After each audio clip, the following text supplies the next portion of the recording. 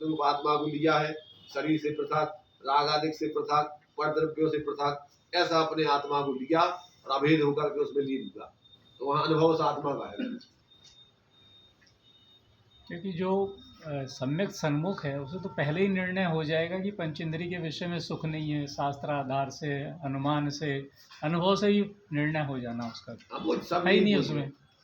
वो कब, जब उसको विश्वास परोक्ष रूप में आगम का आएगा, परोक्ष रूप से जब आएगा। अभी जब उसको कि नहीं ये बात इनकी सही है और जो हम अभी तक विचार करते रहे वो गलत है। हाँ, और युक्ति और अनुमान से भी, अनुभव से भी पता चल जाएगा। कह रहा है कि जो उसका अनुभव करके आए हैं, हाँ। उनके माध्यम से खुद की बुद्धि से भी निर्णय कर रहा है, और जो है वो आगम में भगवान सर्वज्ञ देव ने भी कहा है, इन सबसे पहले निर्णय होकर विश्वास आए और तभी जाके वो अंतर में लीन होकर के अनुभव करेगा, तो कैसे करेगा।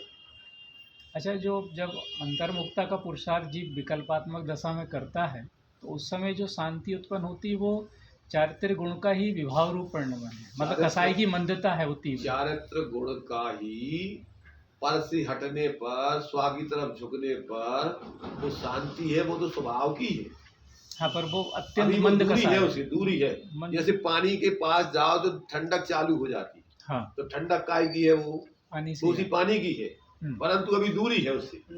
हाँ, उसी पानी को छू करके जो अपने लिए हवा वगैरह आ रही है, तो वो पानी की ठंडक उसमें से मिल करके आ रही है। ऐसी अपन को जो शांति मिल रही है, तो जब भी पराश्रय हट करके पर अंदर में अपने स्वरूप की तरफ झुकने का जो राग है, तो उसमें झुकाव तो अपन अपने स्वरूप का और शांति वो स्वरूप की, परंतु अपन को अभी वो दिख नहीं रही। हाँ, मतलब इस अवस्था में कोई पंचेंद्रिय के विषय का लक्ष्य नहीं है उसे, स्व का ही लक्ष्य है। तो वो दिया है ना विशुद्धता में शुद्धता, गर्भित शुद्धता। हाँ, गर्भित शुद्ध, वो गर्भित शुद्धता जानो उसको। हाँ, बिल्कुल। अभी जब तक भेद विज्ञान नहीं हुआ तब तक वो गर्भित शुद्धता आत्मा की है, वो शुद्धता। बहुत बढ़िया। आचार्य देव की करुणा। आचार्य देव को यह कहने की जरूरत क्यों पड़ी कि हमने आगम भी सीखा है और युक्तियों से भी ज्ञान किया है और अनुभव से भी पहचाना है। यह कहने की आवश्यकता आचार्य देव को इसलिए हुई कि वह ग्रंथ लिख रहे हैं। दूसरे जीवों को वे दूसरे जीव यह तो विश्वास कर लें, यह जो कुछ भी कहेंगे वह प्रमाणिक बात कहेंगे। तो बताओ कि चित्त में यह बात बैठाने के लिए कि आत्मा के बारे में जो बात कही जाएगी वह यथार्थ होगी, ये श्रोता कैसे जाने। मेरे लिए यह आवश्यक हो गया है कि यह उन्हें बताएं कि हम अटपटे बोलने वाले नहीं हैं, किंतु शास्त्र का भी अटपटे माने झूठ, इधर की फालतू की बात है।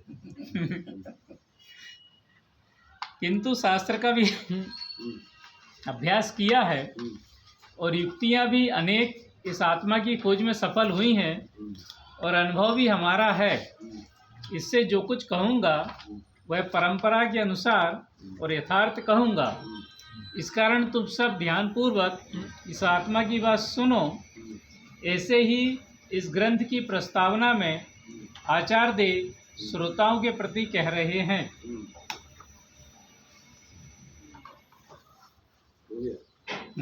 देखो क्या है कि सामान्य व्यक्ति को भ्रम न हो जाए कि भैया ये भी छदमस्त ही तो है, जिनका पता आप सही बोल रहा है कि गलत बोल रहा है। इसलिए उनको भगवान सर्वज्ञ का क्या देना पड़ता है, हवाला देना पड़ता है। हमारे घर की बात नहीं है, हम ही नहीं कह रही। 100 इंद्रों की उपस्थिति में समूषण में भगवान सर्वज्ञ ने ये बात कही।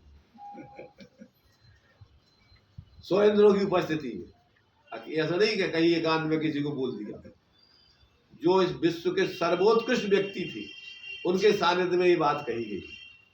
पूरे लोक के प्रतिनिधि आ गए। हाँ, ऐसे पूरा लोक का प्रतिनिधित्व चल रहा है और उनने स्वीकार की है बात। इसलिए ये बात कोई हमारे घर की नहीं है, हमारी मनमानी नहीं है, कि भगवान सर्वज्ञ से आई हुई है। इसलिए अपन जब कोई ग्रंथ पढ़ते हैं तो मंगलाचरण में मूल ग्रंथ करतारा सर्वज्ञ देवा, तदुत्तर ग्रंथ करतारा गणधर देवा, प्रति गणधर देवा, तेसाम वचनानुसार, उन्हीं के वचनों के आधार पर हम बोल रहे हैं। तुम्हारा अनुभव कौन मानने वाला है? इसलिए उनको ये सब प्रामाणिकता सिद्ध करना पड़ती है। लोकसभा में शपथ दिलाई जाती है तो किसकी साक्षी में दिलाई जाती है? पहले दिलाने वाले कौन होते हैं? राष्ट्रपति। पूरे राष्ट्र ने उनको चुन के भेजा है, देश के प्रतिनिधि। तो पूरे देश का प्रतिनिधित्व हो रहा है। और साथ में फिर जिन भगवान को तुम मानते हो धर्म की, फिर तुम्हारे सामने साक्षी भी रखी जाती है कि हम गीता की साक्षी में कह रहे हैं, हम कुरान की साक्षी में कह रहे हैं, हम भला जो भी जिसको तुम्हें विश्वास है उसमें कि हम जो भी जो है कहेंगे और जो भी करेंगे वो सब देश के हित में करेंगे और सही करेंगे, गलत नहीं करेंगे, मनमाने तरीके। ऐसे यहाँ प्रतिज्ञा दी जा रही है, बताई जा रही है जो श्रोताओं को कि भैया ये बात जो है कोई हमारे अपने घर की, हम अपनी कल्पना से अटपटी यदि कुछ भी नहीं कह रहे मन से, जो मन में आया ये बात हमें तुम्हें पूर्ण प्रमाणिक है और सत्य है, और इसका तुम प्रयोग कर लेना और प्रयोग करके देखना, और प्रयोग करने में तुम्हें सही लगे तो मान लेना, क्योंकि ये तो हमारे कहने मात्र से मान लोगे तो भी तुम्हें सही नहीं है वो। इसलिए हमने भगवान सर्वज्ञ और परंपरा से आए हुए केवली शुद्ध केवली उनके द्वारा कही है, और साथ में फिर हमने भी अनुभव किया, अकेले उन्हीं के दम पे हम नहीं किया। अब बात तुम्हारे लिए, तुम अपने अनुभव से, और हम जो कह रहा हो उनने जो कही मात्र इतने संतुष्ट नहीं हो जाना। तुम भी जो है क्या करना, तुम भी अनुभव करके देखना, तभी इस बात को मानना, तभी वो तुम्हारी बात हो पाएगी, नहीं तो नहीं हो पाएगी। तभी वो प्रमाणिक, हाँ, तभी वो तुम्हारे लिए कल्याण, तभी तुम्हारे लिए प्रमाणिक का मतलब कल्याणकारी, तुम्हारा कल्याण तभी होगा, क्योंकि कल्याण तो होना तुम्हारी साधना से, उनके कहने से, उनके देखने से थोड़ी होना है, किसी के कहने से। बिल्कुल। तो इसलिए किसी के पीछे लग जाने से कल्याण नहीं होना, चाहे भगवान साक्षात क्यों ना हो, कोई भी हो। तो जो लोग सांप्रदायिक बुद्धि से किसी गुरु के गीत गाते रहते हैं और खुद जीवन में अपनाते नहीं है, जो सांप्रदायिक व्यक्ति है, व्यक्ति के पक्षपाती है। मोक्ष मार्गी व्यक्ति किसी का पक्षपाती नहीं होता है। अनंत भगवान कह गए और अनंत ज्ञानी उसको कह रहे, अनुभव करके बताएंगे और बता रहे हैं, इसलिए वो किसी एक व्यक्ति की नहीं है। इसलिए सम्यक दृष्टि को सभी धर्मात्माओं के प्रति बहुमान आता है, किसी एक व्यक्ति का वो अकेला मात्र सांप्रदायिक बुद्धि से व्यक्तिवादी नहीं होता है, व्यक्ति विशेष का। हाँ, व्यक्ति विशेष का समर्थन नहीं होता है। हाँ, इसमें एक बड़ी अच्छी बात ये भी आ गई कि अपना भी तर्क युक्ति लगाओ, हाँ, अनुमान खुद भी करके देखो, हाँ, फिर अनुभव करके भी देखो। अरे आचार्य समंत्र भद्र देव ने सर्वज्ञ की भी क्या परीक्षा की कि भैया अब तुम्हें काय के लिए मान रही है, तो बताओ तुम्हारी बात सही है इसलिए मान रहे, ना कि हम तुम्हारे भगत है इसलिए हम तुम्हारी बात मान रहे, या हमारे संप्रदाय में हो तुम भगवान इसलिए हम तुम्हारी बात मान रहे। ये तो क्या है, ये तो वैज्ञानिक धर्म है, इसमें कोई किसी व्यक्ति का, संप्रदाय का, किसी का नहीं चलता। यहाँ तो पूरी वस्तु व्यवस्था है, और सर्वज्ञ भगवान भी तभी सत्य है कि जब वो वस्तु स्वरूप जैसा है वैसा कह रहे हैं। भाई वक्ता की प्रमाणिकता कैसे होती है? वचनों से, और वचनों की प्रमाणिकता कैसे होती है? वस्तु स्वरूप से, निर्णय से। दुकानदार कह रहा है कि हमारा माल सही है, तो दुकानदार की प्रमाणिकता कैसे होगी?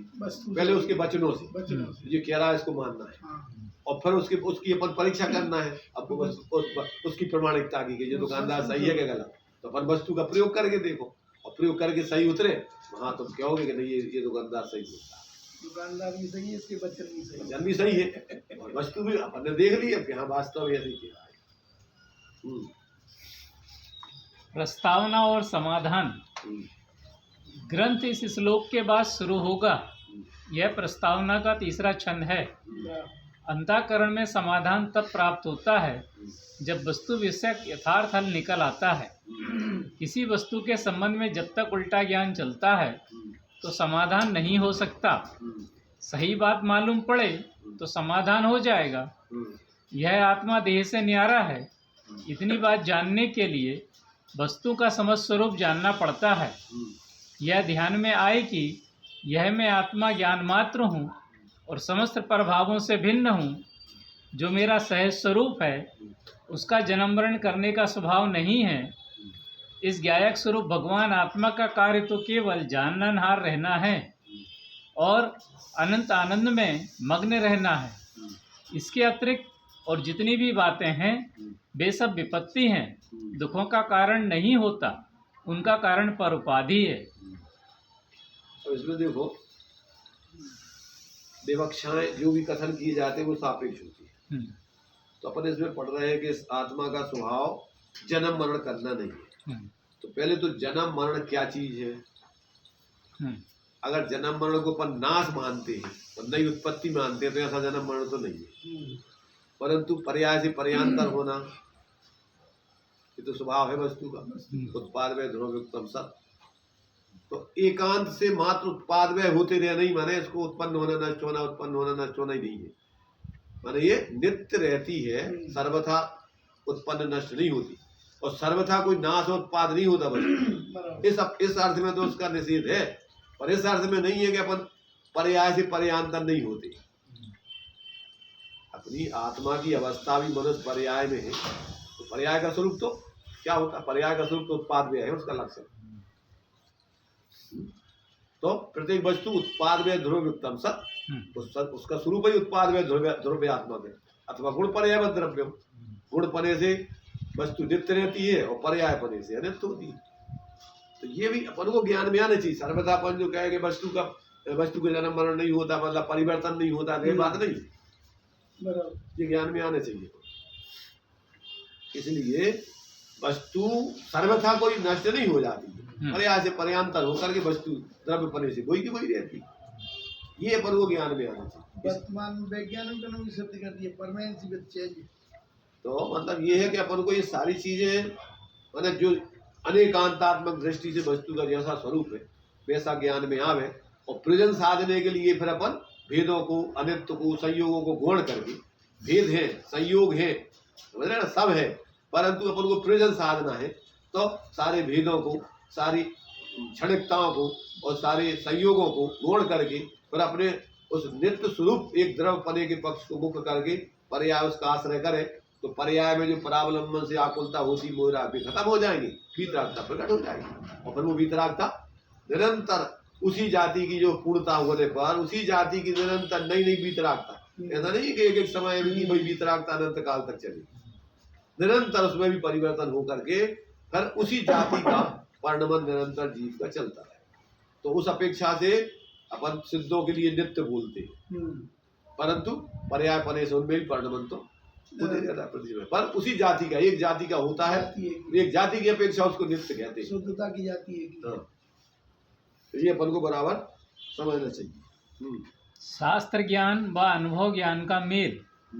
भैया एक तो शास्त्र से जानकर अपने आत्मा की बात को अनुभव में उतार कर फिर शास्त्र की बात को प्रमाण करना। शास्त्र में जो लिखा है वह बिल्कुल ठीक है, इन दोनों बातों का परस्पर में सहयोग है। कभी हम शास्त्रों को पढ़कर जानकर अपनी आत्मा का विश्वास करते हैं और कभी आत्मा का अनुभव करके हम शास्त्र में लिखी हुई बातों का विश्वास करते हैं। यह बात बिल्कुल ठीक है, जैसा शास्त्र में लिखा है वैसा मेरे अनुभव में आया है, इसलिए यह ठीक है, और मेरे अनुभव में जो आया है वह शास्त्रों में भी मिल गया है, इस कारण मेरा ज्ञान पक्का है, ऐसा विश्वास हो जाता है। तो दो चीजें हो गई। अब अगर तुम्हें शास्त्र में विश्वास नहीं आएगा तो अनुभव नहीं करोगे, और शास्त्र में विश्वास कर लोगे तो अनुभव नहीं करोगे। क्या कहा? दो चीजें हैं। अगर दुकानदार की बात तुम सही नहीं मानोगे तो माल ही नहीं खरीदोगे। हाँ। और अगर मात्र दुकानदार की बातों पे ही माल खरीद लोगे, माल नहीं देखोगे, अनुभव नहीं होगा, तो तुम्हारे लिए फिर वस्तु की सही परख नहीं हो पाएगी। इसलिए क्या करना कि पहले जब तक आपको अनुभव नहीं हुआ है तब तक लोक में प्रमाणिक पुरुषों का अपन जो है जो बात कही जा रही है उसके लिए अपन परोक्ष रूप से स्वीकार करेंगे कि ऐसा सही होगा है, जब तो अनुभव कर लोगे जब मानोगे। पर अभी आपको विश्वास आना चाहिए कि ऐसा सही होना चाहिए, ये झूठ नहीं बोलेंगे क्योंकि ये प्रमाणिक पुरुष है, जैसा विश्वास होना चाहिए। हाँ, तब जाकर के आप प्रयोग करोगे, ले जाओगे माल और प्रयोग करोगे, और प्रयोग कर लोगे फिर आप अपने अनुभव से कहोगे कि इनकी बात सही है। तो आप अपने अनुभव से उनकी प्रमाणिकता बताओगे, और पहले उनकी प्रमाणिकता से तुम्हें अनुभव करना है। मतलब शास्त्र में जो कुछ कहा है वो एकदम सही है, बस मेरे को पकड़ना है उसे। एकदम सही है, ये तो उनकी तरफ से है। हाँ। परंतु तुम्हें सही होगा अभी ऐसा विश्वास आएगा। कि ये जो कह रहे हैं, क्योंकि ये झूठ नहीं बोलेंगे, क्योंकि ये आदमी जो है हाँ। बहुत से लोग इनका माल प्रयोग कर चुके हैं और वो सब कह रहे हैं कि नहीं इनकी बात सही, इनका माल सही। हाँ, अनंत जीव सुखी हो गए। तो फिर आपको विश्वास आकर और प्रयोग करोगे और फिर आप कहोगे कि नहीं इनकी बिल्कुल ये बात सही है, प्रमाणिक है इनकी बात, ये माल जो बता रहे हैं ऐसे ही आचार्य समंद्र सम्यक दृष्टि का ईदृश में तत्व नान्य से अन्य था इत कंपाय सांभुवत सन्मार्गीय संस्या, तब उसको ऐसा विश्वास होता है तत्व यही है, ऐसा ही है, अन्य नहीं, अन्य प्रकार नहीं। क्यों कि हमने अनुभव करके देखा है ये बात। ये तो पूरा वैज्ञानिक धर्म है, यहाँ कोई पोपलीला वाली बात नहीं आके तुम बाबा बाग प्रमाण मान लो, नहीं मानो तो काफे रहो, फलाने हो, तुम्हें मरवा दो, यहाँ तो कह रहे तुम कसौटी पे कसो, इसके बाद स्वीकार करो। और जो लोग धुप्पलबाजी वाले होते वो कहते भैया दुकान से नीचे उतरे, हम जिम्मेदार नहीं है, तुम्हारा माल हमारी दुकान से नीचे गए हम वापस नहीं करेंगे। और ये तो कहते हैं तुम हमारा माल प्रयोग करो और अगर खराब निकले तो तुम जैसा हो वैसा हमारे यहाँ वापस कर दो।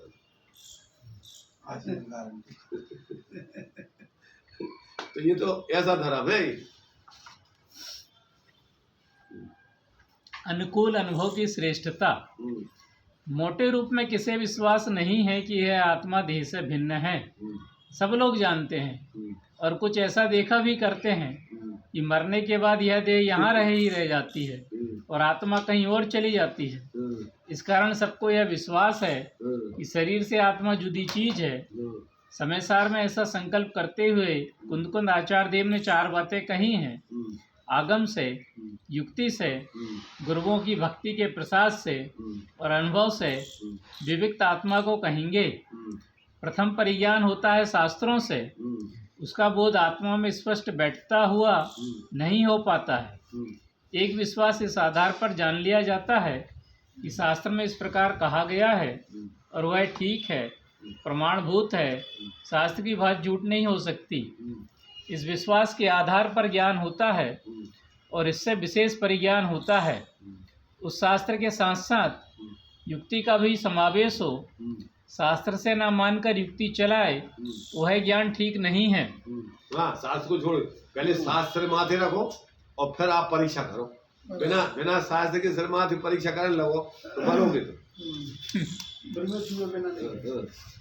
शास्त्र का विश्वास रखते हुए फिर उसकी युक्ति भी चलावें और उस युक्ति से जो बात जानने में आ जाए वह प्रमाण होती है। और शास्त्र से भी जाना, युक्ति से भी जाना, गुरु सेवा के प्रसाद में गुरुओं के वचन भी प्राप्त हुए, उनकी प्रसन्नता भी भक्त पर हुई और वहाँ जो बात सुनने में मिले उससे जो ज्ञान होता है वह और दृढ़ और निर्मल होता है। शास्त्र से भी जाना, युक्ति से भी जाना और गुरुओं के उपदेश परंपरा से भी जाना, लेकिन अनुभव में ना उतरे तो यह जानकर भी हमारा काम नहीं बना, वह अपने अनुभव में भी उतरना चाहिए। चारों बातें 100% होना चाहिए, तब जाकर के आपका काम बनेगा। और अगर इनमें से तुम कहीं भी चूक करोगे तो प्रयोजन सिद्ध होने वाला नहीं। अकेले शास्त्रों की मान लो युक्ति नहीं लगाओ तो तुम्हारी बात सही नहीं, तो तुम्हारा कल्याण नहीं होना। शास्त्र भी पढ़ लिए, युक्ति भी लगा ली, अब और जो इस मार्ग पे चल रहा है उनके अनुभव से सुनो। अब उनका अनुभव ही आपने सुन लिया, माने आपने विश्व के नक्शे के बारे में जो है मान लीजिए पढ़ लिया, जिसने जाना है उसके बारे में, फिर इसके बाद में युक्ति तर्क लगा के भी समझ लिया और फिर विश्व में घूम के आए हैं जो उनसे भी सुन लिया। अब पर तुम घूमने खुद नहीं गए, सही बात, तब तक अनुभव में नहीं आएगा। तब तक विश्व का सही ज्ञान नहीं कहलाएगा। तो ऐसा जो है चारों चीजें अपन को समझनी चाहिए। इसलिए समय सारथी में आचार्य देव कह रहे हैं कि मेरे आगम का सेवन, युक्ति का अवलंबन, परापर गुरुओं का उपदेश और स्वानुभव से मेरे निज वैभव का जन्म हुआ। ये उन्होंने स्वानुभव फिर उसका ट्रेडमार्क कर दिया। ये है अब हमारे धर्म। अब हम जो कह रहे हैं, अब जो हम बात कह रहे हैं, आप चारों तरफ से आप इसकी परीक्षा कर लो। अब हमें कोई चिंता नहीं चलिए। अनुभव की स्पष्टता का एक व्यवहारिक उदाहरण, जैसे श्रवण बेलगोला में बाहुबली स्वामी की प्रतिमा है। उसे उस विस्तार से भी जान लिया कि ऐसी प्रतिमा है, और चित्र देख करके युक्ति से भी जान लिया कि यह खास कैमरे से उतारा गया फोटो है। इतना विशालकाय, इतना पूरा होना चाहिए, इतने प्रमाण के हाथ होना चाहिए, यह भी जान लिया। और जो उस बात के गुरु हैं, यानी जो देख आए हैं, वे कहेंगे कि हमने देखा है, ऐसी मूर्ति है। पर गुरु भी बने वहाँ देख के आगे भी बता रहे थे। पहले मुश्किल था ना जाना उस समय। जो चित्र में आया है, जो पुस्तक में लिखा है, वह बिल्कुल सही बात है। तो उनसे भी जान लिया, पर अभी तक अनुभव में बात नहीं उतरी। जब तक उस प्रतिमा का साक्षात दर्शन नहीं कर लिया जाता, तब तक उस रूप से जानने पर भी चित्त में ऐसा फिट नहीं बैठता, ओह यह है वह आज। मैंने जो पहले अपन ने देखी पढ़ी थी, वही है, देखी थी और जाने वालों से सुनी थी, ओ आज ये वो है प्रतिमा, यह है वह आज। वही पुरुष जब दर्शन करने जाता है, दर्शन कर लेता है, तो उसे वे पुरानी 3 बातें दृढ़ता से याद आ जाती हैं। ओह यही है वह प्रतिमा जो पुस्तक में लिखा था, जो युक्ति से भी जाना था और देखने वालों के मुख से समझा था। तब हो गई उसकी प्रमाणिकता। ऐसे ही आत्मा का धर्म है।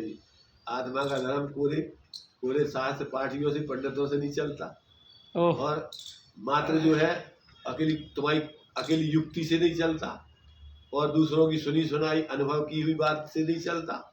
आप स्वयं भी वहां जाकर के पूरा प्रत्यक्ष अनुभव करो, तब ये काम बनेगा, तब तुम्हारा कल्याण उससे होगा। तुम्हारे मोक्ष मार्ग तो स्वानुभव, अनुभव चिंतामणि रतन, अनुभव रसूप, अनुभव मार्ग मोक्ष को, अनुभव मोक्ष हो। उस काल में लगभग 100 साल पहले बड़ा मुश्किल था ना वहाँ जाना। 100 साल हो गए बढ़ने जी। हाँ लगभग। अरे भाई उतने की क्या रहे, उतने की कहाँ की श्रवण बेलगोला का जाने की, जैसे 80 साल तो जैसे तुम्हारे से जी इनको का नाम टोडामल जी थे, दक्षिण से किताब मिलने में गए, मरई गया रास्ते में, डालू राम जी की वहीं सामान नहीं था, मतलब वहाँ से वहाँ पहुँचना, मतलब बहुत जाना आना बहुत मुश्किल था। 6-6 महीने गाड़ी साधन थी नहीं कुछ, बैलगाड़ी से जाना आना। आत्मानुभव की स्पष्टता। इसी प्रकार इस आत्मा के संबंध में शास्त्रों में लिखा है कि आत्मा शुद्ध चिदानंद स्वरूप है, देह से न्यारा है, अमूर्त ज्ञानानंद स्वभावी है, और युक्तियों से भी जाना, चूँकि मरने पर देह यहीं रह जाता है, जीव चला जाता है, तो आत्मा इस देह से न्यारा है। बड़े बड़े ऋषि संत ज्ञानी पुरुषों की सेवा करके भी उनसे सुना, और उनकी मुद्रा से, उनकी प्रकृति से पहचानने में आया। इतनी बात होने पर भी जब तक निर्विकल्प समाधि के ज्ञान में ज्ञान स्वरूप का ज्ञान होकर अनुभव में बात नहीं आती, तब तक यह बात कुछ ऊपरी ढंग से जैसी लगा करती है। हाँ है, और जिस समय बाह्य पदार्थों का विकल्प तोड़कर किसी अन्य पदार्थ की कोई चिंता न रखकर केवल अपने ज्ञानानंद स्वरूप को ही ज्ञान में लेकर उसका अनुभव होता है, तो यह बात बिल्कुल दृढ़ निश्चित हो जाती है कि ओह यह है वह आत्मा जो अमूर्त ज्ञान स्वरूप है, यह है वह आत्मा जिसके संबंध में भी इसी प्रकार का स्वरूप लिखा है, जिसको हमने युक्तियों से भी बहुत बार जाना था, जिसके संबंध में गुरुओं के प्रसाद से हमें एक शिक्षा प्राप्त हुई थी। यह है वह ज्ञान स्वरूप आत्मा, ऐसा दृढ़ निर्णय हो जाता है। मतलब ये है कि स्वानुभव में ही पूरी की पूरी आपको धर्म की दृढ़ता होती है, और किसी प्रकार की रूढ़ी नहीं रहती, मात्र परंपरा नहीं रहती, मात्र अनुमान आदि नहीं रहता है। इसलिए 21 बोलों में अलिंग ग्रहण के अनुमान मात्र से आत्मा अनुमान का विषय नहीं होता है, मात्र अनुमान का विषय नहीं है, मात्र अनुमान, अनुभव पूर्वक का अनुमान तो कार्यकारी है, अनुमान का विषय तो नहीं, मात्र अनुमान का विषय नहीं है। तो ये सब बातें अपन को पूरी की पूरी परीक्षा की कसौटी पर कस के धर्मात्मा व्यक्ति का जो जीवन होता है, वो पूरा का पूरा सर्वांगीण जो है, गलत सभी प्रकार की शंकाओं से, सभी प्रकार की पूर्णताओं से रहित, और पूरा का पूरा सब भगवान जिनेंद्र के उपदेश के अनुसार जो बात आई है, ज्ञानियों ने, आचार्यों ने अनुभव की है और खुद बुद्धि से निर्णय करके, अनुभव करके, इसके आधार पर फिर वो निशंक होकर के अपने स्वरूप की आराधना में मस्त रहता है, कोई उसको संदेह नहीं। प्रामाणिकता का प्रमाण। सो आचार्य देव कह रहे हैं कि शास्त्र से, युक्ति से और अंतःकरण के समाधान से भली प्रकार इस आत्मस्वरूप का निश्चय करके उन भव्य जीवों को मैं आत्मस्वरूप की बात ही कहूँगा। कोई लोग तो अज्ञानवश अपनी शान की बात कहा करते हैं। जैसे दुकान में ग्राहक से किसी चीज़ के बारे में खूब प्रशंसा करके बोला करते हैं, ये असली माल है और अब दाम और भी तेज हुए जाते हैं, हम बहुत सस्ता दे रहे हैं, बहुत मजबूत है, हम एक ही बात कहते हैं, इसमें मुनाफा नहीं ले रहे हैं, अनेक बातें कहते हैं। तो यहाँ अज्ञान से और मोह से अपनी बड़ाई की बात की जा सकती है, किंतु ज्ञानी पुरुष अज्ञानियों पर दया करके अपनी बड़ाई की बात किया करते हैं। अपनी बड़ाई की बात नहीं कह रहे, मान कसाय की पूछड़ की बात नहीं कह रहे, पूरी पड़ोस को क्या कह रहे हैं। अच्छा, हाँ ठीक। किंतु ज्ञानी पुरुष अज्ञानियों पर दया करके अपनी बड़ाई की बात किया करते हैं, भाव से नहीं। अपनी बड़ाई की बात, अपनी जो बात कह रहे हैं वे कोई अपनी मान कसाय पोषण के लिए नहीं कर रहे हैं, वे भगवान जनानंद के द्वारा आई हुई बात की दृष्टि से कह रहे हैं कि हम अपने अनुभव से कह रहे हैं, तो ये कोई हम अकेली अपनी बड़ाई मान कसाय पोषण के लिए नहीं कह रहे।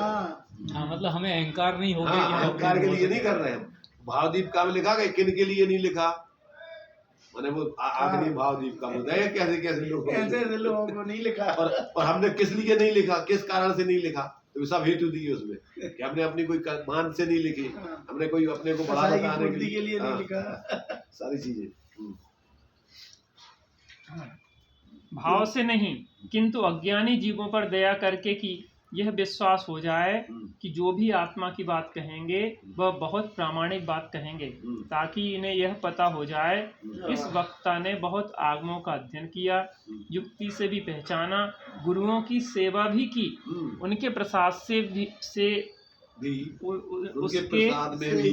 उसके प्रसाद में भी ज्ञान पाया और अनुभव भी इससे विशेष है।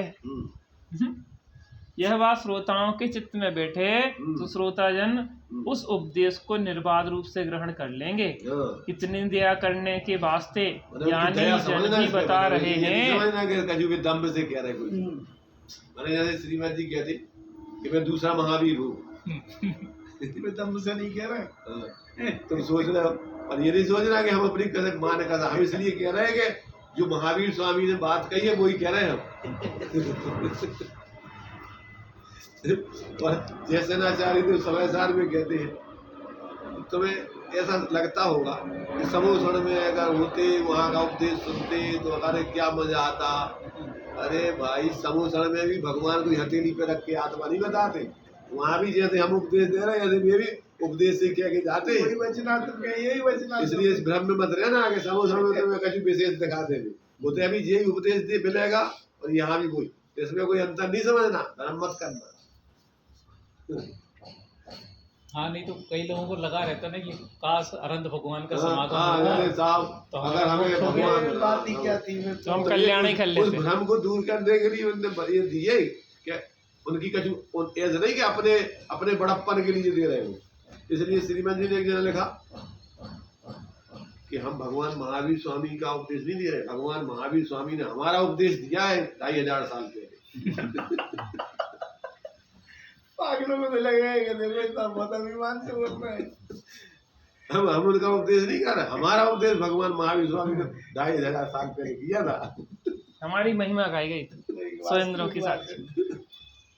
जैसे हुकमचंद महाराज जी कहते, कांजी स्वामी ने हमें कुछ नहीं दिया, कांजी स्वामी को हमने दिया है, यहाँ करके हमारे में से लिया उनने। तुम्हें भ्रम है कि कांजी स्वामी का धर्म है।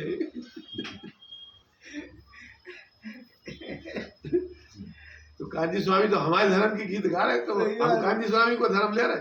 तो लोग भ्रम में कांजाष्ट करते हैं, जिनको कभी हो ही नहीं। धर्म तो आत्मा का है। नहीं, अरे हमारा वितराग धर्म है, तो हमारी वो यहाँ पे आए, वहाँ अपनी परंपरा हम उनके लेने गए कि वो हमारे इस दिगंबर धर्म में आगे नहीं शामिल हुए, हम उनकी परंपरा में नहीं हुए।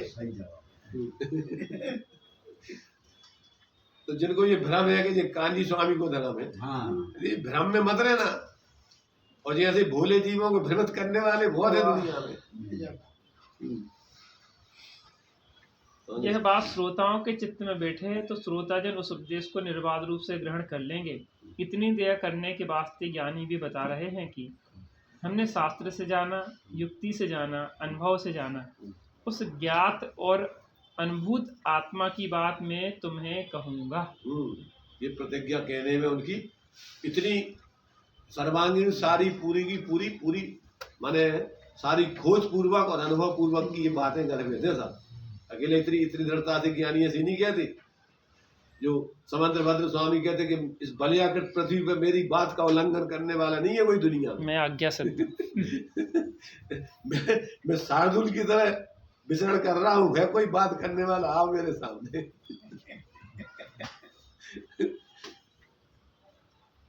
कमाल का काम किया आचार्य। विभक्त आत्मा का अभिधान, विविक्त आत्मा का विधान, विविक्त आत्मा का अभिधान। अभिधान माने विभक्त माने पृथक, सबसे पृथक ऐसी आत्मा का स्वरूप। यहाँ कहने का शब्द दिया है अभिधान करना। एक कहना होता है शब्द से और एक खुद की बात को धारण करते हुए कहना होता है। एक कहना होता है ऐसा कि दूसरे लोग करें, हमें करने की जरूरत नहीं है। और एक कहना होता है ऐसा कि वही काम तुम्हें करना है और हमें भी करना है। तो इस आत्म तत्व की बात तुम्हें भी करना है और हमें भी करना है, ऐसी सूचना देने वाला शब्द है अभिधास्य। ये अभिधास्य जो है कि अपन इस मार्ग पे हम भी चल रहे हैं, तुम्हें भी उस पे चलना है। इसलिए ऐसा नहीं है कि हम तुम्हारी को उपदेश दे रहे हैं कि क्या देना परोपदेश बहुत कुशल बहुत ही दूसरों को सुना बातें करने वाले बहुत मिलते हैं, पर उस पर चल के बताने वाले बहुत मिलते हैं।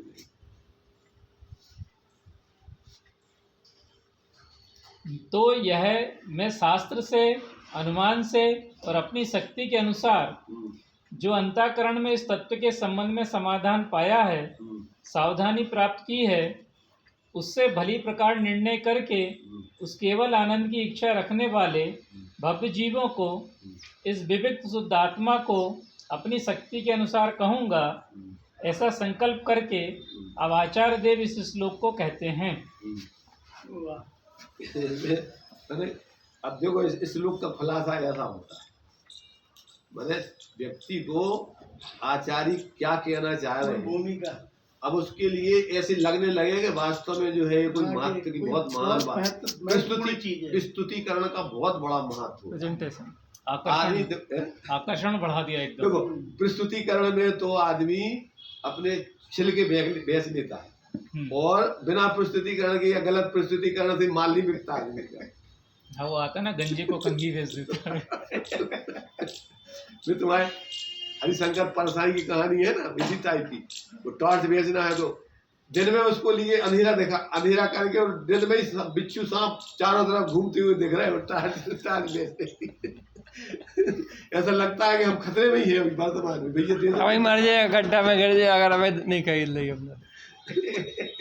तो मतलब प्रस्तुतिकरण में व्यक्ति जो माहिर होते हैं, देखो एक तो होते हैं जो वास्तविक ज्ञानी है, तो वो जो है तुम्हारे लिए कि तुम वास्तव में इस बात को मानो, और एक जो प्रस्तुतिकरण और दूसरों को ठगने के लिए लंबी जोड़ी बातें करते हैं, एक वो। तो अब जब तुम्हारी जिम्मेदारी है कि ये कौन सा व्यक्ति है ये समझने की, क्योंकि आज प्रस्तुतिकरण का जमाना है। देखो वातावरण बंद करके और ऐसा भीड़ इकट्ठी कर ली जाती है। अच्छा, प्रस्तुतिकरण में ठगे भी जा रहे हैं। बिल्कुल, लोग ठगे ही जाते हैं। तो ये अपना जो है तीसरा श्लोक बहुत ही सुंदर, जहाँ से आचार्य देव ने अब अपने स्वरूप को बता करके अनुभव करने की प्रेरणा दी है। अब उस स्वरूप को आगम से, युक्ति तर्क से, पर गुरुओं से, स्वानुभव से अब हम तुम्हें वो बात बता रहे हैं, इस पर तुम किसी प्रकार से शंका मत करना। निज निधि निज में प्रकाश, अनंत अनंत उपकार।